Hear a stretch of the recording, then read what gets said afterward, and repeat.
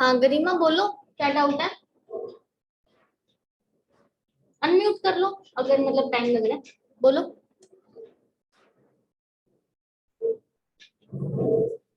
ये जो ये ऊपर वाली इक्वेशन है ना, ये 2 वाली, हाँ इसमें कैंसिलेशन लॉ कैसे यूज हो रहा है? देखो, अब तुम ये देखो ना, ये वाली इक्वेशन भी और ये वाली इक्वेशन भी दोनों की दोनों E2 की इक्वल है ना, तो दोनों इक्वल होगी ना आपस में ऐसे।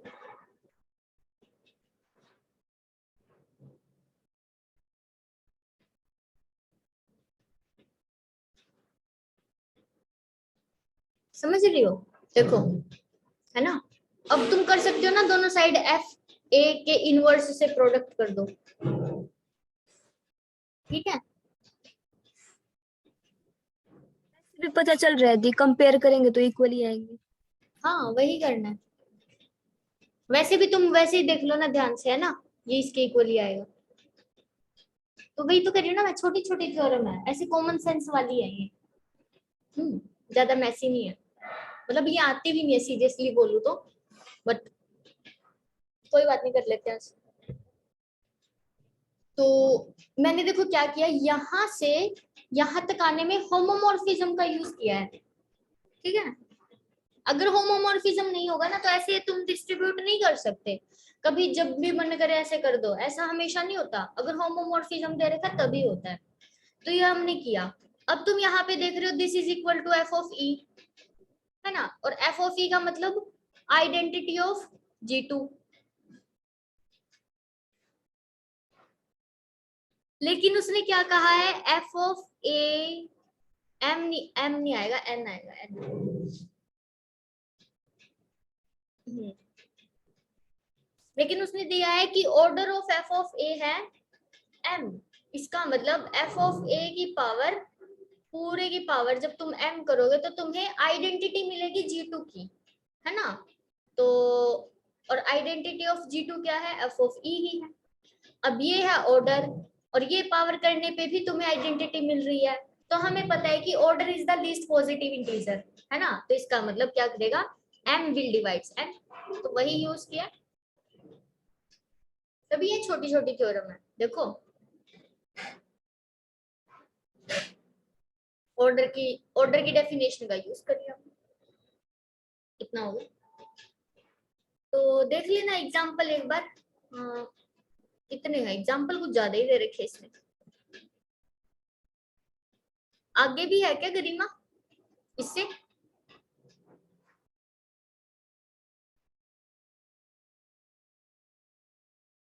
ओके, कोई नहीं, एक दो देख लेना, मतलब जो भी तुम्हें मैपिंग अच्छे से समझ आ जाए, ठीक है। एक दो एग्जांपल करके देख लेना, नहीं तो एग्जांपल करके बाद, ठीक है। फिर तो कर्नल है तो ओके। न्यूमेरिकल करें, क्या बहुत है बताओ, करवा देती हूँ, है ना।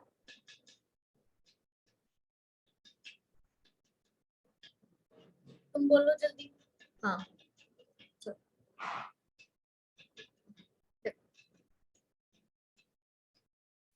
दी उसकी रिकॉर्डिंग देखी आपने लास्ट टॉपिक की? क्या हुई नहीं क्या अपलोड? अच्छा उसकी बेसल की, हो नहीं यार मैंने देखी नहीं।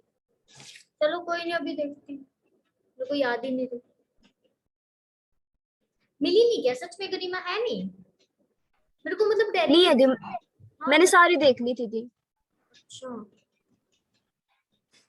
चलो, पता नहीं, मेरे को फिर ऐसा लग रहा है मैंने यूट्यूब पे करवाया होगा ना, वो याद आ रही होगी, या तो ऐसा हो सकता है। तो फिर अभी वही करवाऊँ या ये कंटिन्यू करूँ, बोलो।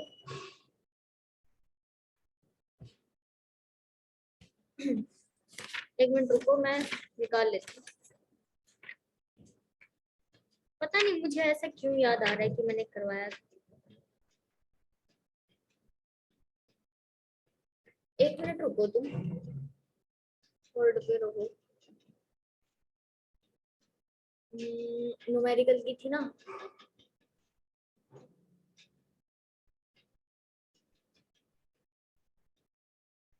चलो आज तो कर लेते हैं, मैं अभी देख ही लूंगी।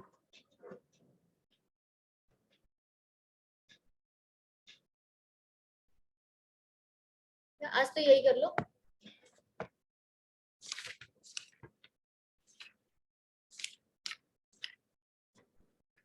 तो हमने ये कर लिया था इक्वली लाइकली इवेंट्स क्या होते हैं, म्यूचुअली एक्सक्लूसिव, एग्जॉस्टिव इवेंट्स। ये और देखो म्यूचुअली एक्सक्लूसिव भी वैसे तो तुम्हें पता होंगे कि उनके क्या होने चाहिए, कुछ भी कॉमन ना हो, उसको बोलते हैं म्यूचुअली एक्सक्लूसिव।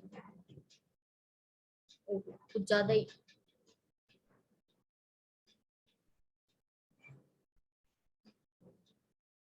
देखो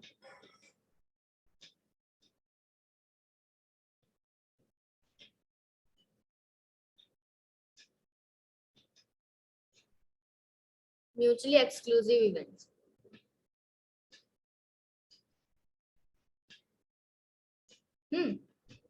तो इसका मतलब क्या है, ऐसे कोई भी दो इवेंट ए एंड बी, उनको तुम म्यूचुअली एक्सक्लूसिव कब कहोगे, if A intersection B is equal to 5। जैसे हम डिसजॉइंट सेट नहीं बोलते हैं, यहाँ पर ये दोनों क्या है, इवेंट्स है। फॉर एग्जाम्पल अगर तुमने कहा कि जैसे तुमने 2 डाई थ्रो की, है ना, जैसे ये ऊपर वाला ही एग्जांपल है, यहाँ पे यही कर रखा है ना, हमने 2 डाई थ्रो कर रखी है। अब एक इवेंट में तो मैंने ये लिया कि सपोज ए इवेंट है सम इज इक्वल टू 2, ठीक है।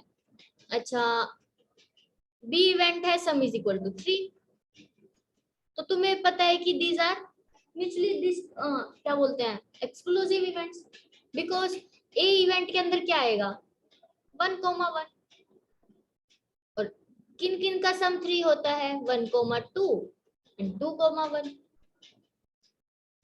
तो इन दोनों में तो एक भी एलिमेंट कॉमन नहीं है ना, तो हम क्या कह सकते हैं कि जो ए इंटरसेक्शन बी है वो क्या होगा हमारा, आई होगा। समझ गए? इस तरह से कोई और इवेंट ले सकते हो, जैसे कि तुमने लिया सपोज मैंने सी ले लिया और सी में मैंने ऐसे लिख दिया कि sum should be less than equal to 3, तो इसमें क्या आएगा, इसमें 1,1 भी आ जाएगा, 1,2 भी आएगा, 2,1 भी आएगा।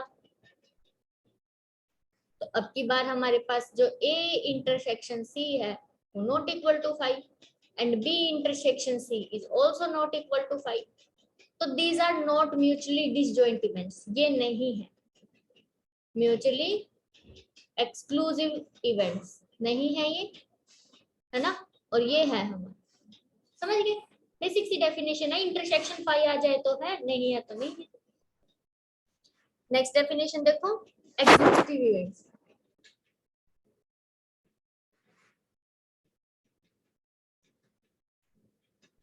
Exclusive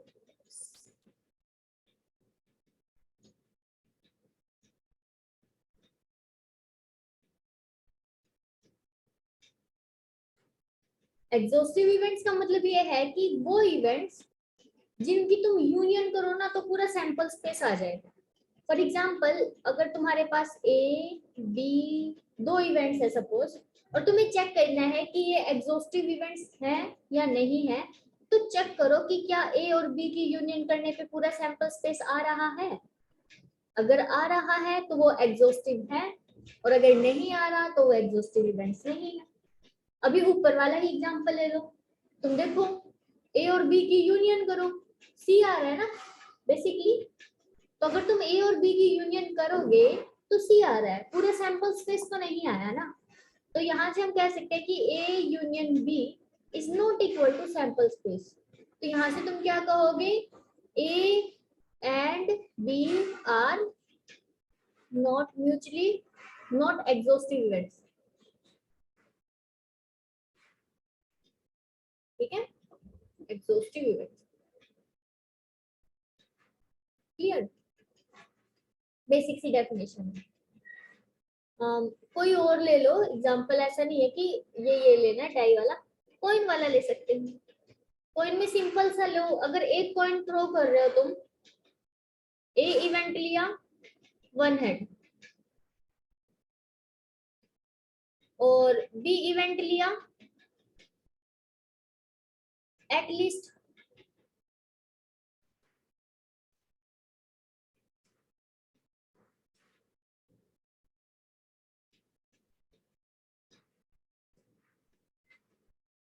at least one tell. चलो ए में क्या आएगा, ए में तो सीधा ही दिख रहा है, सिर्फ एक हेड आएगा अगर एक बार कौन टॉस किया। अच्छा बी में देखो कम से कम एक टेल आनी चाहिए, तो एक टेल आ गई, दो आ ही नहीं सकती है ना, क्योंकि एक ही बार कॉइन टॉस कर रहा है तो एक ही बार आएगी, कम से कम भी और ज्यादा से ज्यादा भी, एग्जैक्टली वन ही हुई ना। अब तुम ये देखो कि जो ए यूनियन बी है वो तुम्हारी पूरी सैंपल स्पेस आ रही है ना, अपना सैंपल स्पेस यही बनता है जब हम एक बार कॉइन को टॉस करते हैं। तो these are exhaustive events here, and A intersection भी हमारी 5 ही आ रही है, तो ये हमारे क्या हो गए, म्यूचुअली एक्सक्लूसिव भी हो गए। तो हम इनको क्या बोलेंगे, here A and B are mutually exclusive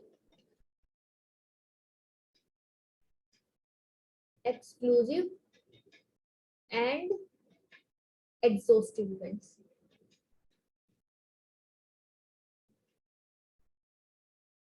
is it clear? समझ गए ना? देखो इंटरसेक्शन 5 आ रही है, यूनियन करने पे पूरा सैंपल स्पेस आ गया, तो एग्जॉस्टिव भी हो गई और म्यूचुअली एक्सक्लूसिव, दोनों चीज हो गई। उसके बाद सिंपल सी प्रोबेबिलिटी की डेफिनेशन दी है जो कि तुम्हें पता ही होगी ना, टोटल नंबर ऑफ आउटकम, जो मैंने बिल्कुल स्टार्टिंग में लिखी थी, दिस वन, ये वाली।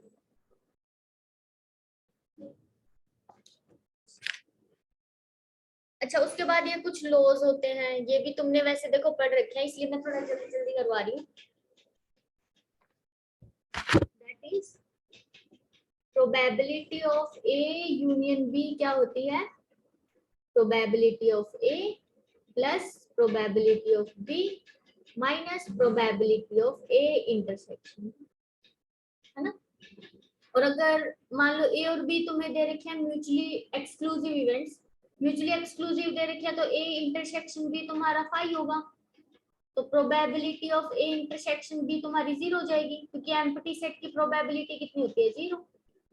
तो उस केस में अगर तुम्हारे म्यूचुअली एक्सक्लूसिव इवेंट्स हैं, उस केस में तुम्हारी probability of A intersection B will equal to probability of A plus probability. समझ गए ना, ये इसका सेकंड केस।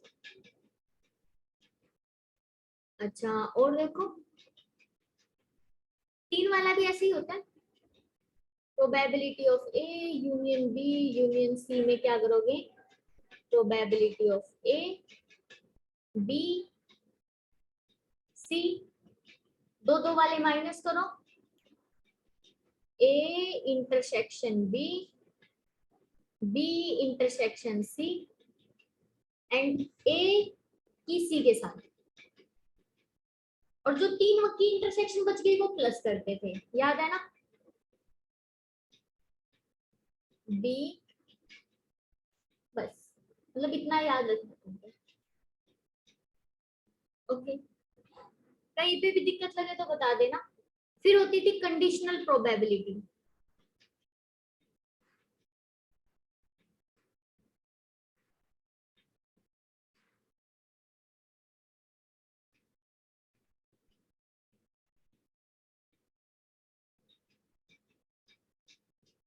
कंडीशनल प्रोबेबिलिटी का मतलब probability of A given B या फिर probability of B given A, यहाँ पे लिख लेते साइड में, probability of B given A. तो फॉर्मूला क्या होता था कि ऊपर तो हमारी इंटरसेक्शन आती थी, probability of A intersection B, और नीचे क्या आता था, जो ये नीचे, ठीक है, तो वो लिख दो probability of B. Similarly here probability of A intersection B और बाय प्रोबेबिलिटी ऑफ, मतलब एक बार फॉर्मूले फॉर्मूले देख लो, क्वेश्चन सभी कर लेंगे बस, और तो यही था इसमें, और कुछ नहीं है। फर्स्ट और सेकंड एग्जांपल्स देखे तुमने, बताओ एक बार, हो रहे हैं, फर्स्ट और सेकंड तो हो गए होंगे ना।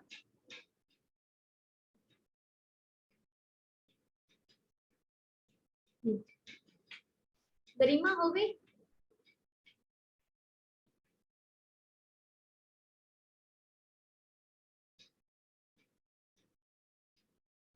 ओके कोई बात नहीं, वो पता है बिल्कुल आसान है। थर्ड क्वेश्चन देखो, फर्स्ट और सेकंड भी उसी जैसे ही है, तो मैं थर्ड करवा देती हूँ।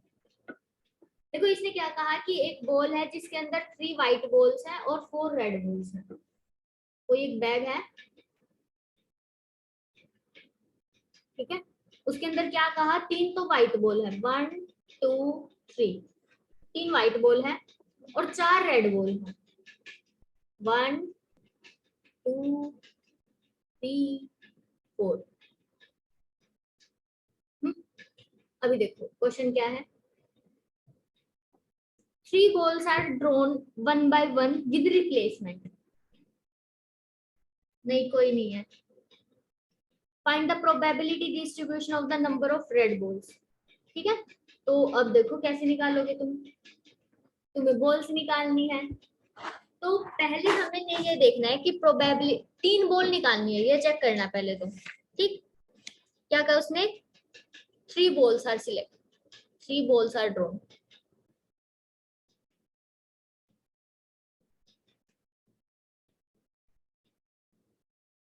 अब तुम 3 बॉल निकालोगे तो बहुत सारी पॉसिबिलिटी है वैसे तो। ठीक है, अब उसने ये कहा कि find the distribution, probability distribution of the number of red balls.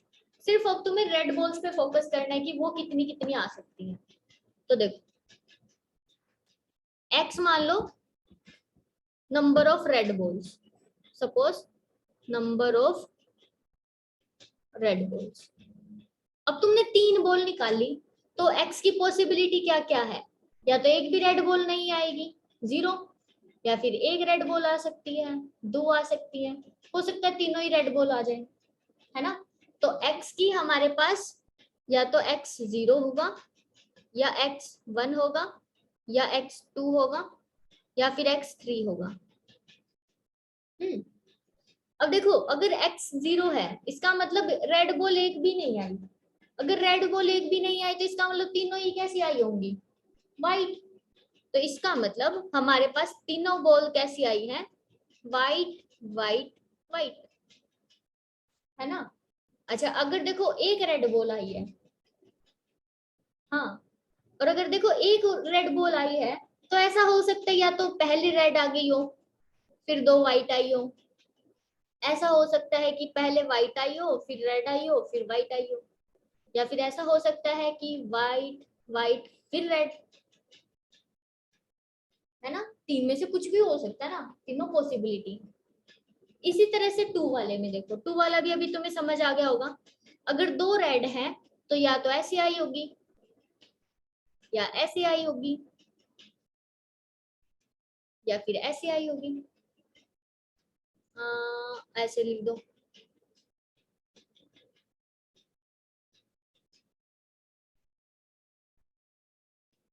और अगर तीनों ही रेड है फिर तो एक ही केस है ना, आर आर।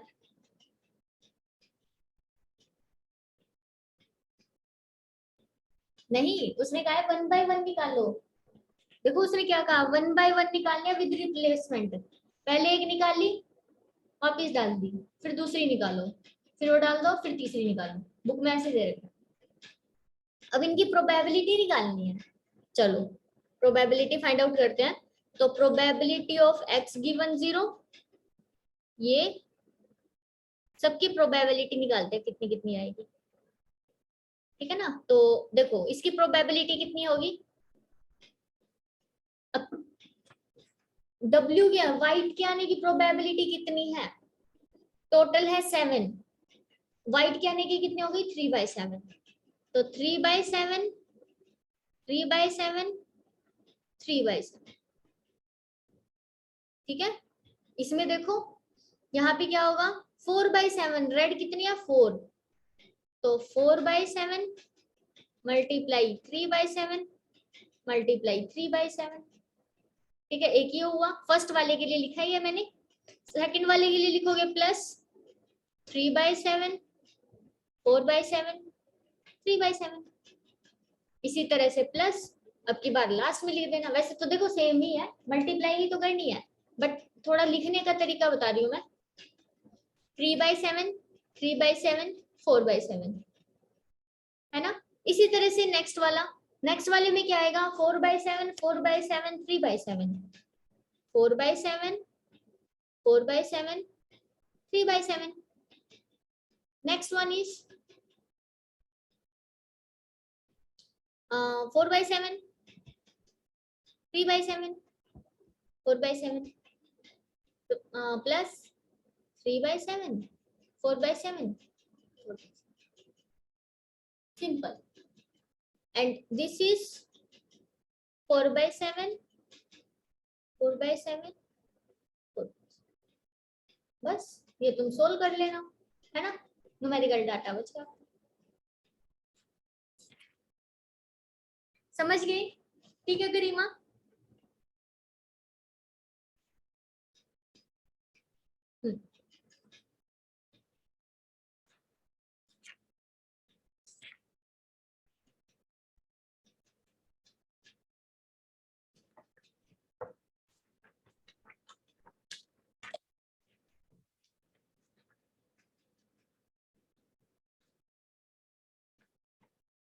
अच्छा ये क्वेश्चन देखो, चलो एक बार कॉपी उठाओ।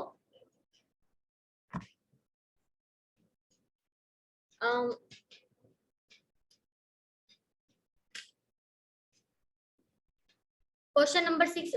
गरिमा मैथ नहीं है तुम्हारे पास?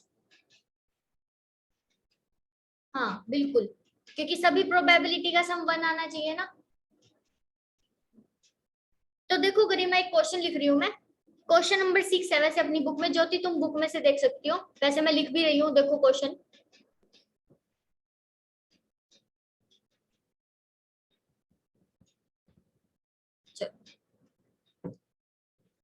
देखो इसने क्या कहा है, a lot of 10 items containing 3 defective items. मतलब तुम्हें ना एक वही बॉक्स दे दिया है और इसमें ना 3 डिफेक्टिव आइटम्स हैं, 1 2 3, टोटल 10 है। टोटल 10 मतलब 3 तो ये हो गई, 4 5 6 7 8 9 10। ठीक है, जो ग्रीन वाली है वो ठीक है और जो रेड वाली है वो डिफेक्टिव है। मैं लिख देती हूँ, रेड वाली है अपनी डिफेक्टिव, ठीक है, और जो ये ग्रीन वाली है ये गुड है। ठीक है। अच्छा उसने क्या कहा कि 4 आइटम्स निकालनी है। अब तुम्हें क्या करना है, एक्स ले लो, 4 आइटम्स निकालो।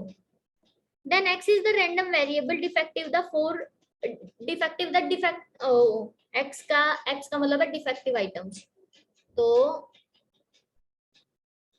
x is the number of defective items।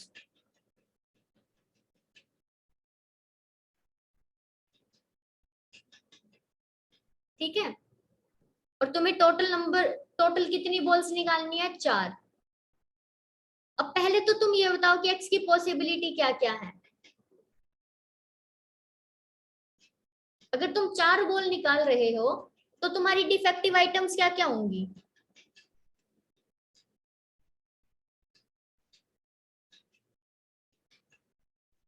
0 1 2 3, 4 तो हो ही नहीं सकती क्योंकि डिफेक्टिव तो टोटल 3 ही है। ठीक है, इतना पता चल गया। तो x की वैल्यू 0 1 2 3।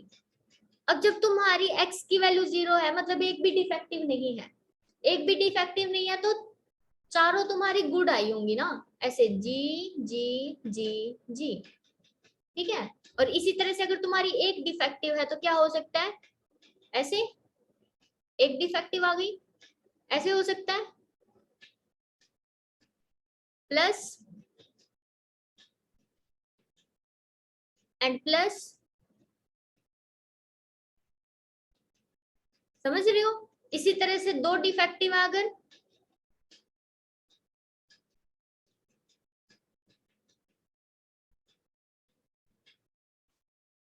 और एक ये हो सकता है, एंड एक ये हो सकता है ना, और तो नहीं कुछ बनेगा ना, यही बनेंगे। अच्छा अगर तुम्हारी 3 डिफेक्टिव है,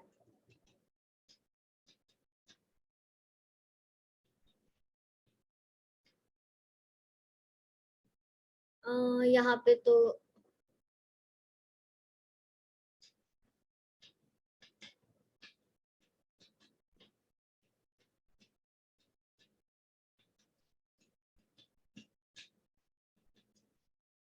कर सकते हो ना इसको, जैसे मैंने अभी ऊपरला क्वेश्चन करवाया वैसे ही कर लोगे ना?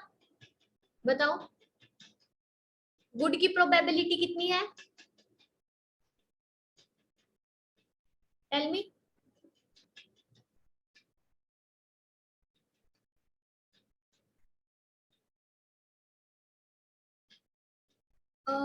अच्छा ये रह गया का? हाँ मैं तभी तो पूछ रही थी ना, बता दो कोई और रह गया हो तो।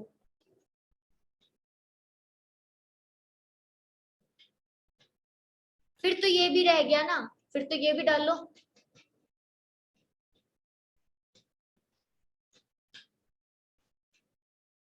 है ना, ये भी रह गया। ठीक है, समझ गए अभी? अब कर सकते हो इसको। गुड की प्रोबेबिलिटी है तुम्हारी 7/10 और डिफेक्टिव की प्रोबेबिलिटी है तुम्हारी 3/10। अब बस यहाँ पे वैल्यूज पुट करनी है, क्योंकि ये तो सिंपल ही दिख रहा है ना। यहाँ पर तो क्या है 7/10 कितनी बार? 7/10, 7/10 एंड 7/10। ठीक है, और ये क्या आएगा 4 टाइम्स 7/10, 7/10, 7/10 और 3/10। इसी तरह से ये 6 टाइम्स, ये आएगा 6 टाइम्स 7/10, 7/10, 3/10, 3/10।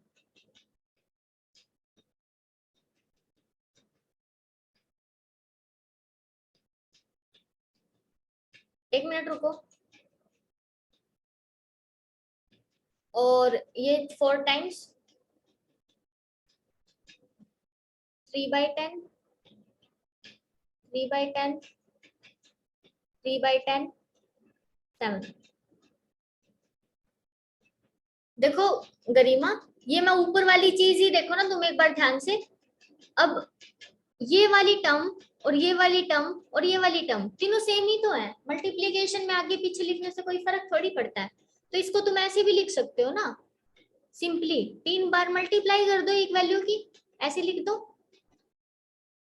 कोई चीज तुम 3 बार ऐड करोगे तो उसका मतलब यही होता है ना, एक बार 3 से मल्टीप्लाई कर दो। और कहाँ पे?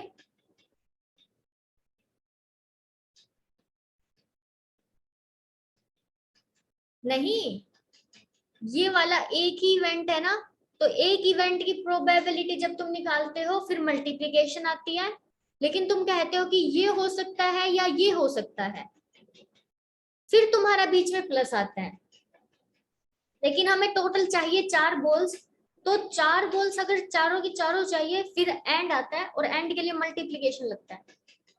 ठीक है, अगर तुम यहाँ पे बीच में प्लस लगाओगे ना, उसका मतलब ये है कि मुझे या तो यहाँ पे गुड़ चाहिए या यहाँ पे गुड़ चाहिए, तुम्हें दोनों साइड नहीं चाहिए। तो मल्टीप्लीकेशन का मतलब होता है कि दोनों चीज चाहिए, और प्लस का मतलब होता है या तो ये चीज आ जाए या ये आ जाए। हम यही कहते हैं ना, x की वैल्यू 1 कब होगी? जब या तो फर्स्ट हो जाए या सेकंड हो जाए या थर्ड हो जाए या फोर्थ हो जाए, इसलिए बीच में प्लस लगता है। ये चीज ध्यान रखनी है तुमको कि पूरे इवेंट का निकालोगे तो मल्टीप्लाई, और बहुत सारों में चॉइस मिल रही है तो बीच में प्लस। ये चीज थोड़ी ध्यान रखना। तो ये ना बुक में अलग तरीके से कर रखा है 6th क्वेश्चन, और मैंने तुम्हें अलग तरीके से करवा दिया। तो मैं तुम्हें बता रही थी कि तुम अलग तरीके से भी अप्रोच कर सकते हो। इसी तरह से तुम 7th क्वेश्चन ट्राई करना।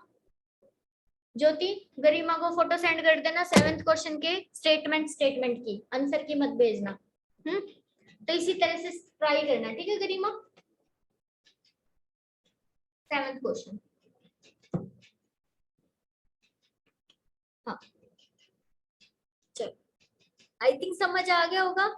इसके अंदर एक डेरिवेशन रह गई है मीन और वेरिएंस निकालने की, वो हम कल कर लेंगे। ओके